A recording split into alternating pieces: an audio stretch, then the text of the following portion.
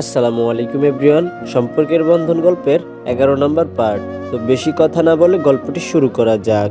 আজকে কতদিন তো আপনি আমার কাছে আসেন না, জড়িয়ে ধরে ঘুমান না, একটা কিস পর্যন্ত করেননি। আমি আপনাকে জড়িয়ে ধরে ঘুমাতে গেলে আপনি অন্যদিকে ঘুরে যান, এই যেমনটা এখন করলেন।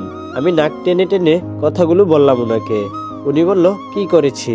আমি বললাম, আমি রুমে থাকা সত্ত্বেও আপনি নীলুকে ডেকে চায়ের কথা বললেন, সেটা না হয় বাদই দিলাম। আমি যে এখন আপনার কোলে বসে আপনাকে এতগুলো কিস করলাম, আপনি কি একটাও চুমুর প্রতিক্রিয়া করেছেন? করেননি। আমি কি এতগুলো চুমুর পরিবর্তে একটা চুমু ডিজার্ভ করি না? উনি বলল, হ্যাঁ ডিজার্ভ করতে, কিন্তু। আমি বললাম, কিন্তু কি? উনি বলল, কিছু না। আমি বললাম, ও। উনি বলল, দেখি শরত। আমি বললাম, কেন? উনি বলল, আমার টি শার্টটা যে এভাবে ভিজিয়ে দিলে। আমি বললাম, সরব না। উনি বলল, ভিজে এটা নিয়ে থাকবো নাকি? আমি বললাম, হ্যাঁ থাকবেন, আমি আরো ভিজাবো। আপনার কি? উনি বলল, তো আমার জামা কেন? যাও না সেই তোমার বন্ধুদের কাছে। আমি বললাম, আমার বন্ধুর কাছে কেন? উনি বলল, যার সাথে তোমার মেসেঞ্জারের সংসার। আর কিছু বলার মতো অবস্থা আমার নেই। বুঝে গেছি উনি কি কারণে আমার সাথে এমন করছে। ভুলটা আমারই। ওনার সাথে করা ব্যবহারগুলো আমাকে ফেরত দিচ্ছেন। উনি বলেছিলেন বটে, ইট মারলে পাটকেল খেতে হয়। কথাটা বলার উদ্দেশ্য আমি এখন বুঝতে পেরেছি। ওনার মনে অভিমান জমেছে খুব। তবে একটা বিষয় পুরো ক্লিয়ার, আমারতে আসক্ত তিনি। যার ফলে আমি অন্য কারোর সাথে কথা বলি, এটা ওনার পছন্দ হয় না। ভালো হলো একদিক থেকে, ওনার মনে আমি কতটুকু জায়গা করে নিয়েছি এটা অন্তত বুঝতে পারছি। ওনার কাজ শেষ। উনি বলল, দেখি উঠো। আমি বললাম, কেন? উনি বলল, উঠবে না কেন? আমি বললাম, ভালো লাগছে আমার কাছে এভাবে থাকতে। উনি বলল, তাই বলে আমি ওয়াশরুমেও যেতে পারবো না? আমি বললাম, ও, বলবেন তো আগে। উনি বলল, বলার সুযোগ দিলে কই? ওনার কাজ করার ফাইলগুলো একটু খুললাম। বাপরে, আমার মাথাতে কিছুই ঢুকছে না। সব টাকার হিসাব। এত হিসাব কেমনে করে? উনি পারেও বটে, তবে ওনার হিসাব করার সিস্টেমটা অনেক দ্রুত। ক্যালকুলেটরকেও হার মানায় তিনি। আমি বললাম, ওই। উনি বলল, হুম। আমি বললাম, হিসাব বিজ্ঞানীটা একটু বেশি বুঝতেন। উনি বলল, জানি না, তবে টেনে টুনে পাশ করেছি। আমি বললাম, কত পেয়েছিলেন? উনি বলল, কত পেয়েছি জানি না, তবে A+ ছিল মেট্রিক ইন্টারে। আমি অবাক হয়ে বললাম, এটাকে কি পাশ করা বলে? উনি বলল, তো কি বলে? আমি বললাম, বাপরে, A+ পাওয়ার পরেও টেনে টুনে পাশ করেছে। উনি বলল, হ্যাঁ। উনি শুয়ে আছেন, রুমটা গুজগাছ করে ওনার পাশেই শুয়ে আছি, কিন্তু কিছুতেই ঘুম আসছে না। ইচ্ছে করছে ওনার সাথে বসে সারা রাত গল্প করতে, কিন্তু উনি তো শুয়ে আছেন। আমি বললাম, এই উঠুন না। উনি বলল, কি হয়েছে? আমি বললাম, আমার কাছে ভালো লাগছে না। উনি বলল, তো চোখ বন্ধ করে শুয়ে থাকো। আমি বললাম, না, ঘুম আসছে না। উনি বলল, তো কি করব? আমি বললাম, চাঁদ দেখবো। উনি বলল, তো যাও, আমাকে টানছো কেন? আমি বললাম, আপনার বুকে মাথা রেখে আমি তারা গুনবো। উনি বললেন, আমার বুকে ব্যথা করছে। এই যে, উনি এখন কত অজুহাত দেখাচ্ছেন। দেখাচ্ছে আমিও কি করে তুমি ঘুমাও। টানছি তো আমি টেনেই চলেছি, যতক্ষণ না তাকে নিয়ে ব্যালকনিতে যাচ্ছি। আমার মনে কি আর শান্তির মা আসে? আমি পেরেছি বেটাকে টেনে তুলতে। উঠে বেলকনির দিকে যাবে, তখনই তার হাতটা ধরে ফেললাম। উনি বলল, কি? আমি বললাম, কুলে নেন। উনি বলল, তুমি কি খুনি? আমি বললাম, না, ভবিষ্যতে আমি খুনির আম্মু আর আপনি আব্বু হবেন, তাই এখন আপনি আমাকে কুলে নিবেন। উনি বলল, না, পারবো না। আমি বললাম, আপনি কিন্তু কুলে না নিলে আমি চিৎকার করে কান্না করে দেব। উনি বলল, তো করো। আমি বললাম, কান্না কেন করছি কেউ জিজ্ঞেস করলে বলবো আপনি মেরেছেন। উনি বললেন, তো? আমি বললাম, কারণ জিজ্ঞেস করলে বলবো যৌতুকের জন্য মারছে। উনি বলল, আমি মোহরানা দিয়ে বিয়ে করেছি, যৌতুকের জন্য মারবো কেন? আমি বললাম, সেটা তো আপনি আর আমি জানি, সবাই কি আর জানে? উনি বলল, মাপ চাই বোন, কুলে নিয়ে কোথায় যেতে হবে? তবুও এত বড় অপবাদ আমাকে দিও না। আমি চোখ গরম করে বললাম, আমি আপনার কে জানেন? উনি বলল, সরি, আমার ভুল হয়ে গেছে। আমাকে কুলে নিয়ে বেলকনিতে বসিয়ে উনিও পাশে বসে গেলেন। উনি হয়তো ভাবছেন আমি কেমন মেয়ে, নিজের স্বামীর নামে এত বড় মিথ্যে অপবাদ দিতে চাচ্ছি। তবে উনি হয়তো বুঝতে পারেননি, ওনার কাছ থেকে একটু মধুর মুহূর্ত লাভের জন্য আমি এমন একটা ড্রামা করেছি। নিজের অধিকারটা তো নিজেকেই আদায় করে নিতে হবে। আপনি অভিমান করেছেন, আমিও ভাঙাচ্ছি। আমি বললাম, আচ্ছা আপনার বুকে কোথায় ব্যথা করছে? উনি বলল, জানি না। আমি বললাম, ও আচ্ছা, চাঁদের মা বুড়িটা কোথায়? উনি বলল, আমি বলবো কি করে? আর চাঁদের মা বুড়ি কই পেলে তুমি? আমি বললাম, আরে ছোটবেলায় শুনেছি তো, সূর্য আর চাঁদ দুই ভাই ছিল, ওরা একদিন দাওয়াত খেতে গিয়েছিল একসাথে। যাওয়ার সময় তাদের মা বলেছিল দাওয়াত খেয়ে আসার সময় যেন তার জন্য এক টুকরো গোস্ত নিয়ে আসে, কারণ ওরা তো গরিব ছিল, তাই গোস্ত কম পেত। দাওয়াত থেকে আনলে একটু গোস্ত খেতে পারতো। ওরা দুই ভাই আসার পর মা যখন তাদের কাছে গোস্ত চাইলো, কিন্তু তারা আনেনি। তারা দুজনেই ভুলে গিয়েছিল। তৎক্ষণাৎ চাঁদের মনে পড়লো তার দাঁতের কোনায় একটু ফাঁকা জায়গায় একটু খানিকটা গোস্ত আটকে আছে। সে তখন সেই গোস্তটা তার মাকে বের করে দিল, কিন্তু সূর্য তো আনতে পারেনি, কারণ তার দাঁতের কোনায় একটুও ফাঁকা জায়গা নেই যেটাতে করে সে মাংস আনবে। সূর্য মাকে ভালোবাসে না, এইভাবে সূর্যের মা তাকে ত্যাগ করে চাঁদের কাছে চলে যায়। সূর্য কষ্ট পেতে পেতে ছাই হয়ে যায়, তাই তো তার রোদের এত তাপ, আর চাঁদের আলো এত মিষ্টি। উনি বলল, তোমাকে এইসব কথা বলল কে? আমি বললাম, এগুলো কথা নয়, সত্যি কথা। উনি বলল, সে যাই হোক, বললোটা কে? আমি বললাম, আমার দাদি। জানেন, ছোটবেলায় যখন কারেন্ট চলে যেত তখন এরকম চাঁদের আলোয় আমার দাদি আমাদেরকে একটা বিছানায় বসিয়ে এরকম সত্য ঘটনা বলতো। উনি বলল, তোমরা সেসবকে এখনো বিশ্বাস করো? আমি বললাম, হ্যাঁ। আরও একটা সত্যি ঘটনা শুনবেন, বাঘ আর সিংহের? উনি বলল, আজ নয়, অন্য কোনো একদিন। আজ যদি সব শুনে ফেলি তাহলে অন্যদিন কি শুনবো? আমি বললাম, আরও অনেক গল্প আছে, যতই শুনবেন শেষ হবে না। উনি বলল, না, একদিনে সব গল্প শুনতে হয় না, কালকে আবার শুনবো। ওনার বুকে মাথা রেখে চাঁদের দিকে তাকিয়ে আছি। চাঁদের আলোর মতো আমার মনটাও আজ আলোকিত হয়ে আছে। ওনার বুকে মাথা রেখে অনেক শান্তি পাচ্ছি। এভাবেই কখন যে ঘুমিয়ে পড়েছি তা আমার জানা নেই। সকালে আজান শুনে ঘুম থেকে উঠে দেখি ওনার বুকেই আছি, তবে বিছানাতে। কিন্তু এ কি, আমার এই অবস্থা কেন? কি হয়েছে আমার? হয়তো রাতে বেলকুনিতেই ওনার বুকে মাথা রেখে ঘুমিয়ে পড়েছিলাম। উনি হয়তো আমাকে বিছানায় এনে শুয়ে দিয়েছেন। কিন্তু ঝামেলা হলো, আমার শরীরের জামা চেঞ্জ, নাইট ড্রেসটাও চেঞ্জ, কিন্তু করলোটাকে? উপস, মাথায় আসছে, উনি ছাড়া তো রুমে কেউ ছিল না, তবে উনি কাজটা করেছেন। শোয়া থেকে উঠতে যাব, কিন্তু পারছি না। উনি শক্ত করে জড়িয়ে ধরে আছেন, এমনভাবে ধরে আছেন যেন ছেড়ে দিলে আমি কোথাও হারিয়ে যাব। ইস, উনি জেগে থেকে যদিও এখন এমন করে জড়িয়ে ধরেন না, তবে ঘুমের ঘরে ঠিকই ধরে রেখেছেন। এর অর্থ দাঁড়ায় উনি অভিমান করে আছেন আমার উপর, তবে আমার প্রতি ভালোবাসাটা ঠিকই আছে ওনার। কথাগুলো ভাবছি আর মুচকি মুচকি হাসছি। ওনার বুকে মুখটি রেখে ওনার প্রাণে চেয়ে আছি। কতটা গভীরভাবে ঘুমাচ্ছেন উনি। এতটা গভীরভাবে কেউ ঘুমাতে পারে যেমনটা উনি ঘুমাচ্ছেন। ওনার বাম গালে একটা চুমু খেলাম। শুনেছি এক গালে চুমু খেলে নাকি ছেলের বউ মারা যায়, আর ওনার বউটা যদি মারা যায় তাহলে ওনার কি হবে? জ্বালাবে কে ওনাকে? তাই ডান গালেও একটা চুমু দিলাম। বেটা আজকাল ঠিক মতো আদর করছে না আমায়, একদমই ভাল লাগে না। মন চায় মাঝে মাঝে তাকে ধর্ষণ করি। আগে কত সুন্দর করে আদর করত, আর এখন ছুঁয়েও দেখে না, এক ঝলক তাকায়ও না আমার দিকে। বেটা কি বুঝে না তার একটু ছোঁয়া পেতে আমার প্রতিটা মন ছটফট করে? বেটার ঘুম দেখতে দেখতে আমার নামাজের সময়টা মিস করে ফেলবো। কিন্তু নামাজ যে পড়বো, আমার শরীরটা পবিত্র আছে তো। বেটা ঘুমের মাঝে যদি আমাকে কিছু করে থাকে, করতেও কি, তারই তো বউ। বাট করেছে কি না করেছে আমি বুঝতে পারছি না। একটা টেকনিক ব্যবহার করি, তাহলে জানতে পারবো কিছু করেছে কিনা। আমি বললাম, এই যে মিস্টার শুনছেন? উনি ঘুমের ঘরে বলল, হ্যাঁ বলো। আমি বললাম, নামাজ পড়বেন না? উনি বলল, হ্যাঁ পড়বো তো। আমি বললাম, তো উঠুন, শুয়ে আছেন কেন এখনো? উনি বলল, উঠছি। আমি বললাম, আরে আবারও ঘুমিয়ে পড়েছেন কেন? নামাজ পড়ে তারপর ঘুমান। উনি উঠে দাঁড়ালেন।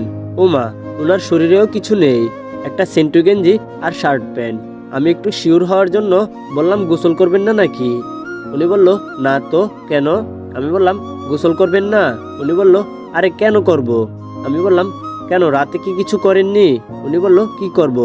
আমি আমার শরীরের দিকে ইশারা করে বললাম, তাহলে এই অবস্থা কে করলো? উনি বলল, আরে রাতে কারেন্ট চলে গিয়েছিল, যার ফলে গরমে তুমি ঘামিয়ে গিয়েছিলে, তাই তোমার ড্রেসটা চেঞ্জ করে দিয়েছি। আমি বললাম, ও, কিছু করনি তো তাহলে? উনি বলল, না তো। আমি বললাম, কিন্তু আপনি ড্রেস কেন চেঞ্জ করতে গেলেন? উনি বলল, তো কি করব? আমি বললাম, জানি না, বাট আপনি তো আমার সব দেখে নিলেন। উনি বলল, এ আর নতুন কি? আমি বললাম, তাই বলে এরকম করবেন? উনি আর কিছু না বলে লুঙ্গি আর গেঞ্জি আর টুপিটা নিয়ে মসজিদে চলে গেলেন। ভাবছি উনি আমার ড্রেসটা কেন চেঞ্জ করলেন। করেছে ভালো কথা, তবে উনি তো আমার সব দেখে নিলেন, এটা ভেবেই আমার কান্না আসছে। তবুও তাতে কি, উনি তো আমারই, আর আমি তো ওনার, দেখতেই পারেন। তাই বলে আমাকে ঘুমের ঘরে রেখে, দূর, কিছুতেই শান্ত হতে পারছি না। ওনার প্রতি রাগ হচ্ছে খুব। নামাজ শেষে কোরআন তেলাওয়াত করছি। উনি এসে বিছানার কোণে বসে আছেন। চোখ বুজে হয়তো তেলাওয়াত শুনছেন আমার, তবে খুব গভীরভাবেই শুনছেন তিনি।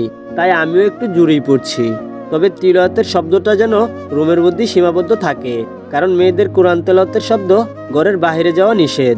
তাই এমনভাবেই পড়ছি যাতে উনি শুধু শুনেন। আমি বললাম, আপনি কি এখনই বেরোবেন নাকি একটু লেট হবে? উনি বলল, কিছুক্ষণ পর বের হব। কেন বলো তো? আমি বললাম, কিছুক্ষণ পর বের হলে তো নাস্তা বানাতে হবে, আপনি নাস্তা করবেন না? উনি বলল, বাইরে করে নিব। আমি বললাম, হ্যাঁ, বাসায় বউ থাকার পর আপনি বাইরে নাস্তা খাবেন, আর আপনি বাইরের নাস্তা খেতে পারেন না, তবুও খেতে যাবেন কেন? নাকি আমি রান্না করব দেখে? উনি বলল, আর এতটা গভীরে যাচ্ছ কেন? আমি তো এমনিতেই বলেছি। আমি বললাম, হ্যাঁ, আমি জানি কেন বলছেন। উনি বেরিয়ে পড়েছেন আপাতত, আমার কোনো কাজ নেই। 10টার আগে ওনার ডায়েরিটা হাতে নিয়েছি, পেজ নাম্বার 11। খুব ইচ্ছে করছে উনুকে দেখতে। সব বাধা অতিক্রম করে নিয়েছি, তবুও দেখতে যেতে মনের মাঝে হাজারো বাধা জমেছে। তবে এটা ভেবে শান্তি পাচ্ছি, আর 2 দিন পর অনুকে চিরতরে আমার করে নিব। মেয়েটা খুবই চঞ্চল, খুব ভালো লাগে তার চঞ্চলতা। ওই দিন যখন সে বন্ধুদের সাথে মাঠের কোথাও দুষ্টুমিতে মেতে উঠেছিল, তখন যে কেউ একজন তাকে মন ভরে দেখেছিল সেটা কি জানতো? একটা মেয়ে ইন্টারে পড়ে, তবুও সে কি করে এমন লাফালাফি করে আমার জানা নেই। কিন্তু তার এমন লাফালাফিটাও যে আমার কাছে অনেক ভালো লাগে।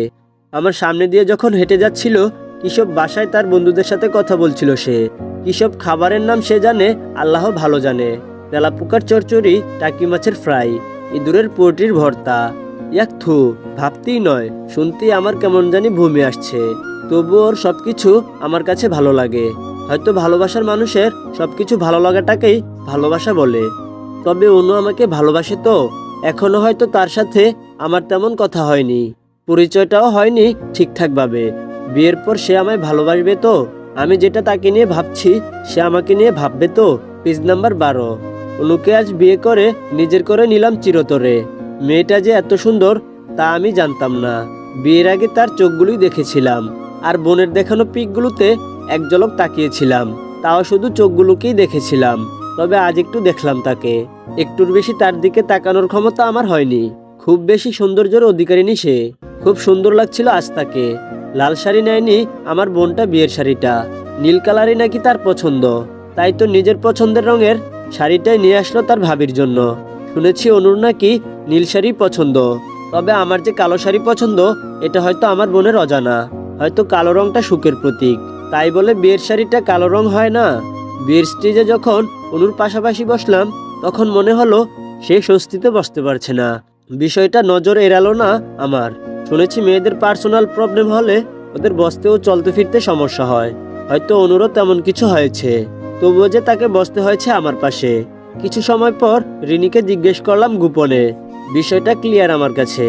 অনুকে যখন গাড়িতে ওঠানো হচ্ছিল, মেয়েটা কাঁদেনি, তবে খুব কষ্ট সহ্য করেছিল। সেটা তার মুখ দেখেই বোঝা যায়। গাড়িতে বসে লক্ষ্য করলাম খুব কাঁদছে সে, তবে সেটা নিঃশব্দেই। চোখ দিয়ে অনবরত পানি পড়ছে তার। হয়তো এতদিনের চেনাশোনা বাড়িটাকে ছেড়ে আসতে কষ্ট হচ্ছে। রেখে এসেছে ছোটবেলার হাজারো স্মৃতি। মা বাবা ভাই বোনকে রেখে হয়তো কখনই একা থাকেনি। কি করবে আর, বাস্তবতাটাই যে এমন। মেয়েদের নির্দিষ্ট কোনো বাড়ি থাকে না। জন্মের পর বিয়ের আগ পর্যন্তই বাবার বাড়ি, বিয়ের পর স্বামীর বাড়ি, শেষ বয়সে হলো ছেলেদের বাড়ি। তবে এরা হলো মায়ের জাত। এরা যেই বাড়িতেই অবস্থান করে সেই বাড়িটাই ওদের। মেয়েবিহীন একটা বাড়ি সবসময় অসম্পূর্ণ। ওদের মর্যাদা সবসময় সবার উপরে। পুরো বাড়িটাকেই এরা সবসময় নিজের হাতে সাজিয়ে রাখতে পছন্দ করে। যখন যেখানে যেই পরিস্থিতি অবলম্বন করুক না কেন, সেটাই নিজেকে সেই পরিস্থিতিতে মানিয়ে রাখতে পারে এরা, যেটা একটা ছেলে কখনোই চাইলে করতে পারে না। সময়টা রাত 10:30টার একটু বেশি। রাস্তার কোল ধরে হাঁটছি, উদ্দেশ্য নিক্ত বাজার। বৃষ্টি নামবে হয়তো। দ্রুত পা চালানো শুরু করলাম। বাসায় ফিরতে হবে। বিয়ে করা বউকে রুমে বসিয়ে আমি রাস্তায় হাঁটছি। এটা হয়তো ইতিহাসে বিরল। তবে কি বা করব, বউয়ের জন্য এতটুকু তো করতেই পারি। চাইলে বন্ধুদের দিয়ে এসব জিনিসপত্রগুলো আনিয়ে নিতে পারতাম, তবে হারামিরা পরে আমাকে ঠাট্টায় মাতিয়ে তুলতো। তাই নিজেই চলে এলাম। বাজার থেকে ফিরে রুমের সামনে আস্তে আস্তে 11:30টা বেজে গেল। দরজাটা একটু ফাঁকা করে খাটের দিকে তাকাতেই আমি থমকে দাঁড়ালাম। মেয়েটা 2 পা খুঁজ করে হাঁটুতে মাথা গুছিয়ে নিচের দিকে তাকিয়ে আছে, হয়তো আমার আগমনের অপেক্ষায়। সে অপেক্ষায় প্রহর গুনছে। এটাই যে নিয়ম, নিয়ম ভেঙে যে সে নিয়মের বাইরে যেতে পারে না। ভয়ে আছে সে বোধহয়, এই বুঝি নিজের অধিকারটা নিয়ে নিব আমি। আহারে, সে বোধহয় জানে না আমার দেহের চাইতে মনের ক্ষুধা বেশি। আমি তো তাকে সবসময় নয়ন বড় দেখতে চাই। নীল শাড়ি পরে নীলপরীটা আমার জন্য অপেক্ষা করছে, আর আমি সেই দৃশ্য একটু আড়াল করে দেখছি। বিষয়টা সত্যিই অনুভব করার মুহূর্ত। এমন মুহূর্ত হয়তো কোনো ছেলে বর্ষে যে দেখতে পারেনি। সবাই যে সবকিছু অনুভব করতে পারে না। আমিও হয়তো কোনো কিছু মিস করেছি অনুভবিত করতে। কাছে গিয়ে বলতে ইচ্ছে করছে, কি গো বউ, কিসের তোমার এত ভয়? আমি তো তোমাকে বিয়ে করেছি সারা জন্মের জন্যে। এই একটা রাত তোমার কাছে আমার না পেলেও চলবে। আমি চাই সারা জন্ম তোমার কাছে পেতে। তবে আজ যে আমার বউয়ের জন্মদিন, সে হয়তো তা ভুলে গেছে। কিন্তু আমি যে ইচ্ছে করেই আজ বিয়ের দিনটা ঠিক করেছি, যেন তার জন্মদিনটার সাথে কাটাতে পারি। বউটাকে আর কত দূর থেকে দেখবো, এবার একটু কাছে যাই। আর তার হাতে একটা প্যাকেট আর কালো রঙের একটা জামা দিলাম। হয়তো এটাই তাকে প্রথম কালো রঙের কাপড় দেওয়া, তবে এটা শেষ নয়। হয়তো প্রতিবারই কালো রঙের কাপড় পাবে সে আমার কাছ থেকে। Page number 13। ইস, বউকে কালো রঙে একদম রানীর মতো লাগছে। তার সামনে কেকটা রাখতে সে একটু বেশি চমকে গেল হয়তো। সকালে ঘুম থেকে উঠে তো আমি অবাক। কালো শাড়িটা পরে ড্রেসিং টেবিলের সামনে চুল ঝাড়াচ্ছে। হয়তো গোসল করে বেরিয়েছে। বুদ্ধি আছে বউয়ের বলতে হয়। যদি গোসল না করতো তাহলে হয়তো নানান কটূক্তি হজম করা লাগতো তার। ইচ্ছে করছে তাকে পিছন থেকে জড়িয়ে ধরতে। তার কোমর থেকে শাড়িটা একটু সরে গিয়েছে। ইস, এই দৃশ্যটা দেখে মনে হয় না কোনো পুরুষ নিজেকে ধমিয়ে রাখতে পারবে। আমি কেমনে করছি আমি তা নিজেও জানি না, কিন্তু করতে হবে। বউটা তো আমার অসুস্থ, পরে বেশি অসুস্থ হলে আমারই ভোগান্তি। গলার হাড়গুলো এতটা ভাঙা দেখা গেলে যে কেউ বলবে ভিটামিনের অভাবে ভুগছে। তবে আমার যে এমনই পছন্দ। তবে তার কোমর থেকে আমার চোখটা সরছেই না। একদিকে ঝুঁকে চুলগুলো সাইডে নিয়ে মুছেই চলেছে। আজ আর পরা যাবে না, উনি এসে পড়বেন যে কোনো সময়। তবে উনি যে আমায় এতটা গভীরভাবে দেখেন তা আমি বুঝতেও পারি না। শুনেছি মেয়েদের নাকি পিছন থেকেও যদি কেউ দেখে তাহলে নাকি সেটাও তারা দেখে ফেলে। আর উনি আমাকে কত সময় কত ইঙ্গিতে দেখে, আর আমি তা বুঝতেই পারি না। হুট করেই ডাক পড়লো, কিন্তু কে ডাকলো বুঝতেই পারলাম না। ডায়েরিটা হাতে আছে আমার। মা ডেকেছে বোধহয়। আমি একটু এগিয়ে গিয়ে বললাম, আম্মু আমাকে ডেকেছেন? উনি বলল, হ্যাঁ মা, বসো এখানে। উনি বলল, আমার চুলগুলোতে একটু তেল দিয়ে দিবে? আমি বললাম, হ্যাঁ দিব তো। উনি বলল, জানো বৌমা, একটা সময় আমার মাথার চুলগুলো অনেক সুন্দর আর বড় ছিল, ঠিক কোমরে এসে পড়তো আমার। আমি বললাম, তাই নাকি মা? এতদিন আপনার চুলে তেল লাগিয়ে দিত কে? উনি বলল, কখনো ইফতি, আবার কখনো তোমার ননদি। আমি অবাক হয়ে বললাম, ও তাই নাকি? উনি বলল, হ্যাঁ একদম তাই। আমি বললাম, আচ্ছা মা, একটা কথা বলি? উনি বলল, হ্যাঁ বলো। আমি বললাম, আপনি তো কলেজেও পড়েছেন তাই না? উনি বলল, হ্যাঁ পড়েছি তো। আমি বললাম, কখনো কোনো ছেলে আপনাকে প্রপোজ করেনি? মা বলল, হ্যাঁ করেছে তো। আমি বললাম, প্রেম করেছেন? উনি বলল, না, আমার কোনো ইন্টারেস্ট ছিল না। আমি বললাম, ও আচ্ছা, আপনাকে ছেলেরা কিভাবে প্রপোজ করেছে? উনি বলল, তোমাদের মতো তো আর ফোন কলের যুগ ছিল না তখন। তখন তো ছিল চিঠির যুগ, আর তখনকার প্রেমগুলোতে এত চাহিদা ছিল না। আমি বললাম, ও আচ্ছা। উনি বলল, একবার আমার সিনিয়র ভাই আমার বান্ধবীর মাধ্যমে আমার বইয়ের ভিতর একটা চিঠি দিয়েছিল। জানো বৌমা, ওই চিঠিটা অনেক সুন্দর ছিল। হাতের লেখাগুলো অনেক সুন্দর ছিল, আর চিঠিতে থাকা কথাগুলো অনেক সুন্দর ছিল। পরে একবার জানতে পেরেছিলাম কোনো একটা উপন্যাস থেকে কপি করেছিল। তাতে কি, হাতের লেখা চিঠি। আমি বললাম, চিঠিটা কি করেছিলেন আম্মু?